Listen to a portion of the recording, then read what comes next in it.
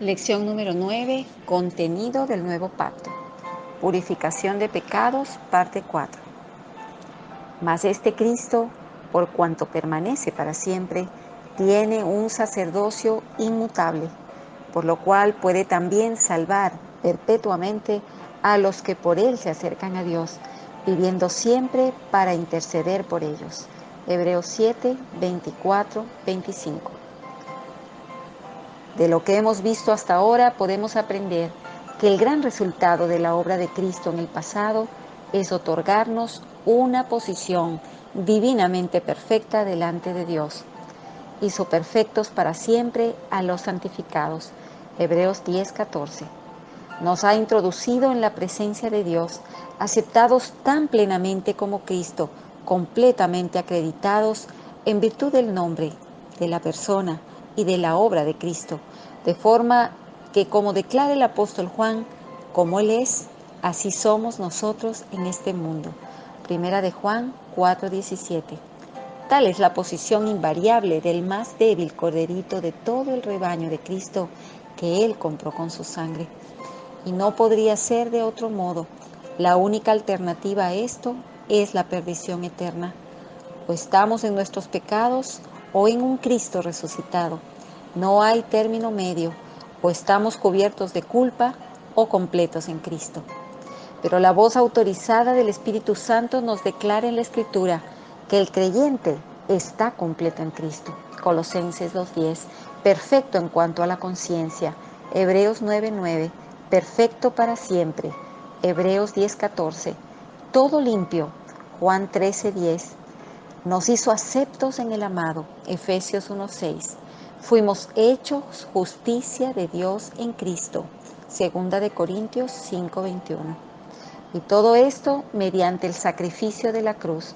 Aquella preciosa muerte expiatoria de Cristo constituye el fundamento sólido e inquebrantable de la posición del cristiano.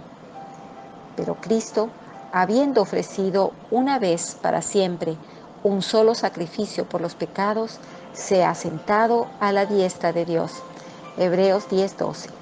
Un Cristo sentado es la prueba gloriosa y la definición perfecta del lugar del creyente en la presencia de Dios.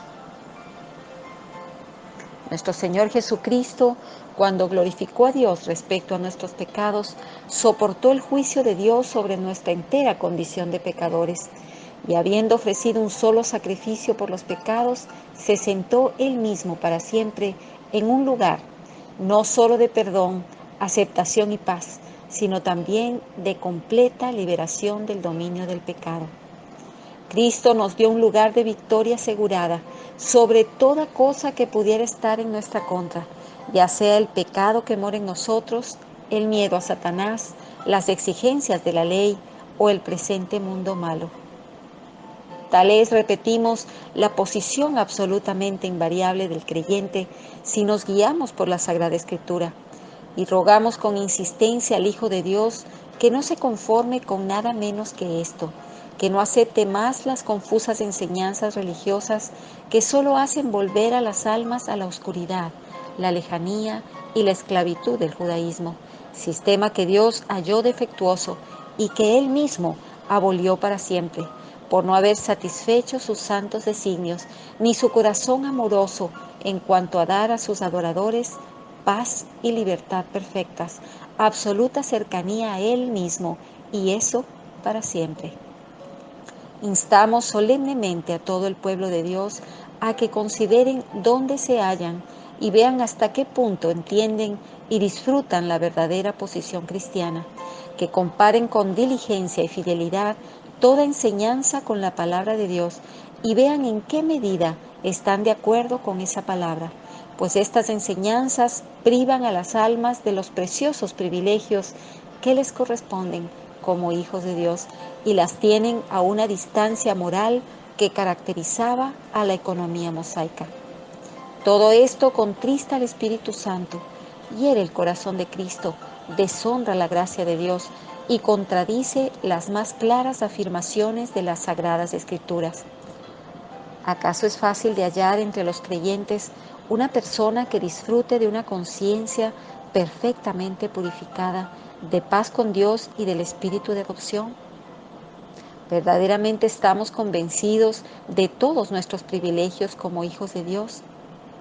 Amado creyente, es necesario que tenga la plena seguridad de que todos sus pecados ya están perdonados, que tiene vida eterna, que está justificado, que es acepto en el amado, que está sellado con el Espíritu Santo, que no puede perderse, porque ya está unido a Cristo por el Espíritu que mora en usted. ¿Acaso no son todos estos los privilegios que tenemos por estar en Cristo? Contrariamente a lo que se piensa, es mejor vivir la vida cristiana confiado que vivir con duda y temor. La vida de Cristo en nosotros nos lleva a una plenitud tal que no se conforma con simplemente aspirar a tener esperanza de que iremos al cielo cuando muramos. Disfrutamos a Cristo aquí y ahora. El rebaño de Cristo está esparcido por montes oscuros y páramos desolados. Las almas del pueblo de Dios son dejadas en la sombría distancia que caracterizaba al sistema judaico. Es que no conocen el significado del velo rasgado, de la cercanía de Dios, ni son conscientes de ser aceptos en el amado. Una redención cumplida, un perdón total de los pecados, una justificación perfecta delante de Dios, una aceptación en el Cristo resucitado, el espíritu de adopción, la brillante y bienaventurada esperanza de la venida del esposo. Todas estas grandiosas y gloriosas realidades, esos privilegios establecidos para la Iglesia de Dios, son fundamentos firmes de nuestra fe, que requieren ser bien establecidos en cada uno de nosotros. En las lecciones anteriores nos hemos ocupado de la obra preciosa que nuestro Señor Jesucristo cumplió por nosotros, al quitar de en medio de todos nuestros pecados y al condenar el pecado, garantizándonos una remisión perfecta de los primeros y una liberación completa del segundo, considerado como un poder dominador. El cristiano es una persona que no solo ha sido perdonada, sino también libertada. Cristo ha muerto por él y él ha muerto en Cristo. Por eso ahora es libre, como quien ha resucitado de entre los muertos y vive para Dios por medio de nuestro Señor Jesucristo. Es una nueva criatura. Ha pasado de muerte a vida. La muerte y el juicio quedaron atrás y delante de él solamente está la gloria.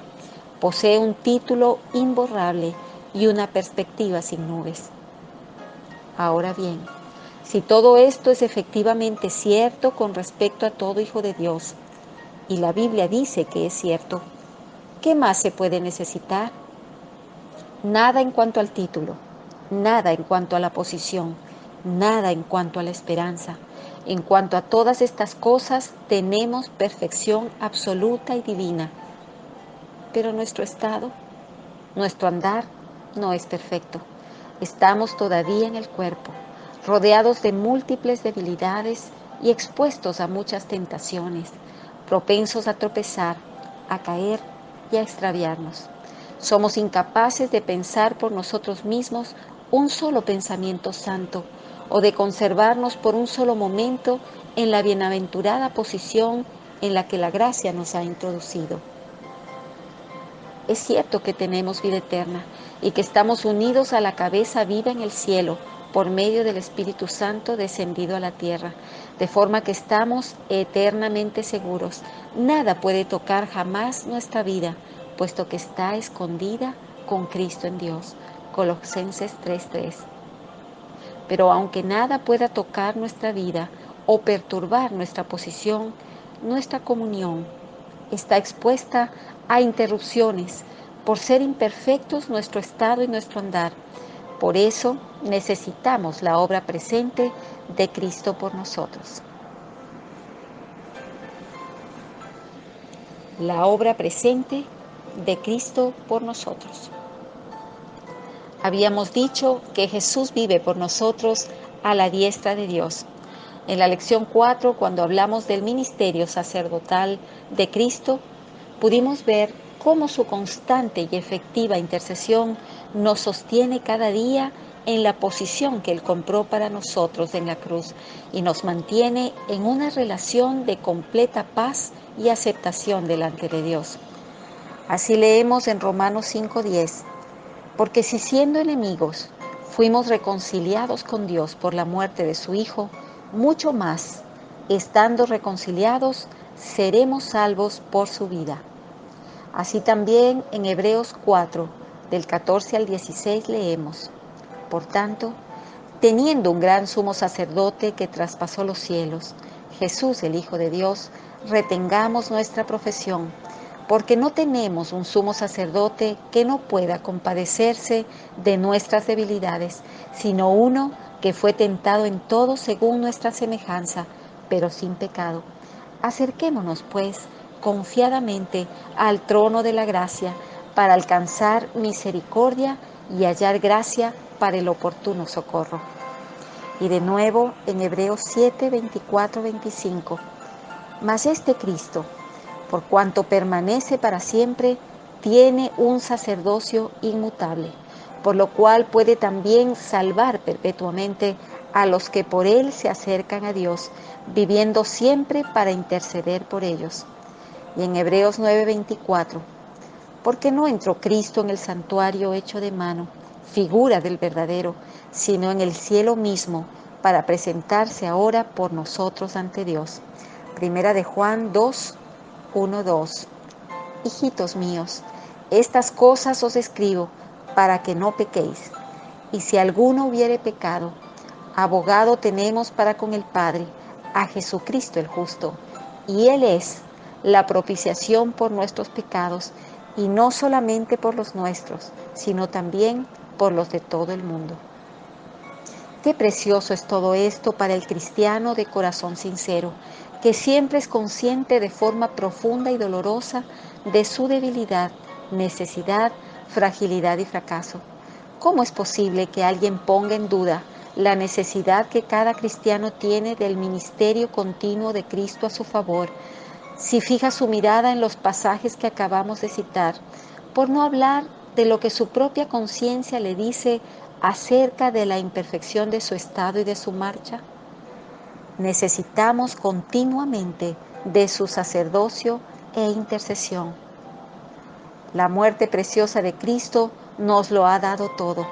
Nuestra culpa está cancelada por la sangre de la expiación, y para las fallas de nuestro diario caminar tenemos un abogado para con el Padre, un gran sumo sacerdote con Dios. Si alguno peca, tenemos ¿qué? ¿Volver a la sangre? No. Nótese bien lo que el Espíritu Santo declara. Abogado tenemos para con el Padre, a Jesucristo el justo. ¿Por qué dice el justo? ¿Por qué no dice el benigno, el misericordioso, el que se compadece? ¿No es Él todo eso?